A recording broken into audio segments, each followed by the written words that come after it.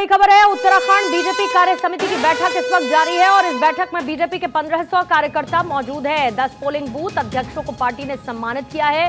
सर्वाधिक मत वाले बूथों के अध्यक्षों को सम्मानित किया गया, क्योंकि जो पोलिंग बूथ अध्यक्ष होते हैं उनकी जिम्मेदारी होती है कि वोटिंग टर्नआउट ज्यादा देखने को मिले।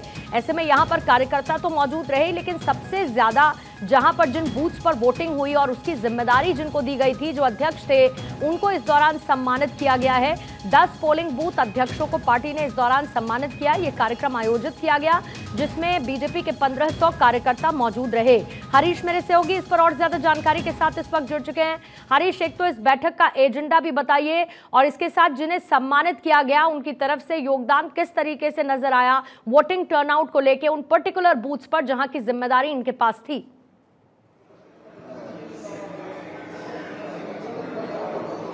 पूर्णिमा, देखिए, जो पोलिंग बूथ अध्यक्ष थे जिनको आज प्रदेश कार्य समिति की बैठक में सम्मानित किया गया है, वो पोलिंग बूथ अध्यक्ष वो थे जिनकी परफॉर्मेंस लोकसभा चुनाव के दौरान अच्छी रही, बेहतर रही, उनका आज सम्मान किया गया।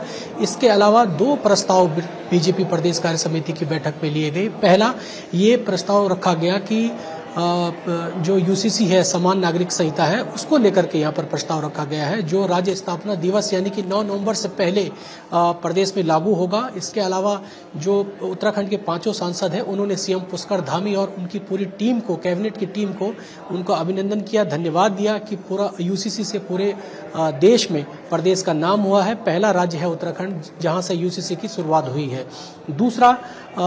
दूसरा इस बात को लेकर के धामी सरकार के कार्यों को लेकर के यहाँ पर चर्चा हुई कि धामी सरकार उत्तराखंड में ही नहीं बल्कि धामी सरकार की जो चर्चा है, अच्छे कामों की जो चर्चा है, वो पूरे देश में हो रही है। चाहे वो धर्मांतरण कानून की बात हो या फिर जो धर्मांतरण कानून की बात हो या फिर जो 5000 हेक्टेयर सरकारी भूमि को उन्होंने मुक्त कराया, तमाम ऐसे कानून हैं, चाहे वो नकल कानून विरोधी हो, तमाम ऐसे कानून हैं जिनको लेकर के सीएम पुष्कर सिंह धामी की यहाँ पर उनका अभिनंदन किया गया उनकी ओर से।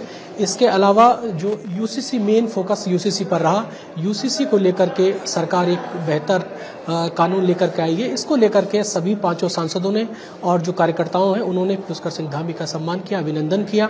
साथ ही साथ इसके अलावा प्रधानमंत्री नरेंद्र मोदी का अभिनंदन प्रस्ताव भी रखा गया। उन्होंने कहा, यहाँ पर जितने भी पदाधिकारी बीजेपी कार्य समिति के थे, उन्होंने बताया कि जो प्रधानमंत्री नरेंद्र मोदी है, उन्होंने पूरी दुनिया भर में देश का नाम रोशन किया है। यह हमारे देश के लिए गौरव की बात है। 15 देशों ने प्रधानमंत्री नरेंद्र मोदी को सम्मानित किया है। इससे पूरे देश में नरेंद्र मोदी के सम्मान बढ़ने से पूरे देश जो है गौरव महसूस कर रहा है। बीजेपी के कार्यकर्ता गौरव महसूस कर रहे हैं। जी पूर्णिमा। लेकिन इसके साथ साथ आगामी निकाय चुनाव को लेकर और साथ ही बद्रीनाथ और मैंगलोर में जो विधानसभा उपचुनाव में बीजेपी को हार मिली, उसको लेकर भी क्या इसमें मंथन किया गया? कार्यकर्ताओं को क्या संदेश धामी की तरफ से दिया गया? जमीनी स्तर से जुड़े हुए कार्यकर्ताओं को उनकी तरफ से कैसे न सिर्फ सम्मानित बल्कि उनका मोराल बूस्ट किया गया कि निकाय चुनाव के लिए तैयारी किस तरीके की करनी है?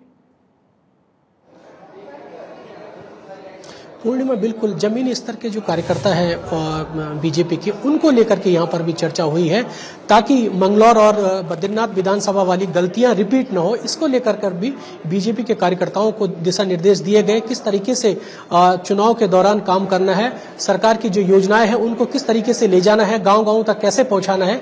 ये तमाम ऐसे विषय हैं जिनको जमीनी स्तर के कार्यकर्ताओं को दिए गए और उनको ये भी कहा गया है कि जिन लोगों को सरकारी योजनाओं की जानकारी नहीं होती है, जो मंडल स्तर के कार्यकर्ता है, उनकी ये जिम्मेदारी होगी कि गांव-गांव तक सरकार की योजनाओं को पहुंचाएं। जी, किस तरीके से इसको लेकर स्ट्रैटेजी प्लान की जा रही है? क्योंकि देखिए हरीश, सबसे बड़ी बात अभी एक यूनिफॉर्म सिविल कोड एक ऐसी बात है और एक ऐसा बड़ा कदम है जिसको ये कहा जा रहा है कि नवंबर तक पूरी तरीके से लागू कर दिया जाएगा। जाहिर है कि इसका फायदा पार्टी चाहती है कि उनको आगे मिले।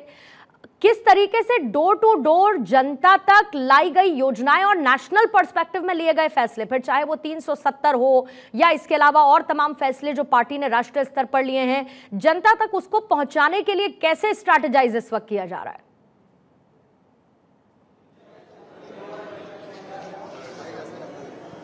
बिल्कुल, इसके लिए जो जिला स्तरीय बीजेपी के जो कार्यकर्ता होते हैं, चाहे वो जिला अध्यक्ष हो या मंडल अध्यक्ष, तमाम जो भी संगठन के कार्यकर्ता हैं, उनको वो लोग महीने में एक बार अपने जो ग्रामीण मंडल है उनकी बैठक करें, उनको ये दिशा निर्देश दें कि किस तरीके से हमारी सरकार की जो योजनाएं चल रही है उनका लाभ लोगों को मिल पा रहा है या नहीं मिल पा रहा है। ये तमाम ऐसे विषय हैं जिनको लेकर के आने वाले समय में बीजेपी के कार्यकर्ता गांव-गांव तक जाएंगे और ये इस बात का वो गांव में ये पहुंचाएंगे कि सरकार की जो योजनाएं हैं उन पर जो है वो विशेष फोकस रखें ताकि आने वाले निकाय चुनाव में उनको लाभ मिल पाए। जरा एक बार हरीश पीछे की तस्वीरें दिखाइएगा मंच की, जहां पर इस वक्त ये सम्मेलन चल रहा है। अभी इस वक्त मंच पर क्या हो रहा है, किस तरीके से कार्यक्रम आगे बढ़ रहा है, और वहीं दूसरी तरफ एक और फैसला कल जो सामने आया वो वृद्धावस्था पेंशन को लेकर। अपने आप 60 साल पूरे होते ही वृद्धावस्था पेंशन लग जाएगी, इसको लेकर कार्यकर्ताओं के बीच में और जो आम जनमानस है वो इस फैसले को लेकर किस तरीके से देख रहा है? पूर्णिमा देखिए, बहरहाल बीजेपी प्रदेश कार्य समिति की बैठक का समापन हो गया है।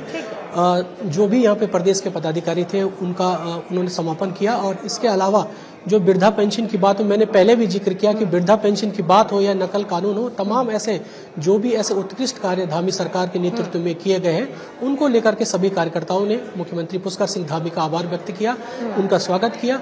तो मेन फोकस कुल मिलाकर फोकस सरकार का यही रहा कार्यकर्ताओं को लेकर के कि संगठन और सरकार के बीच में अच्छा सामंजस्य हो और आम लोग हैं उनके बीच में किस तरीके से कोऑर्डिनेट करना है, इस बात पर विशेष फोकस रहा है। जी ठीक है, शुक्रिया हरीश आपका जानकारी के लिए।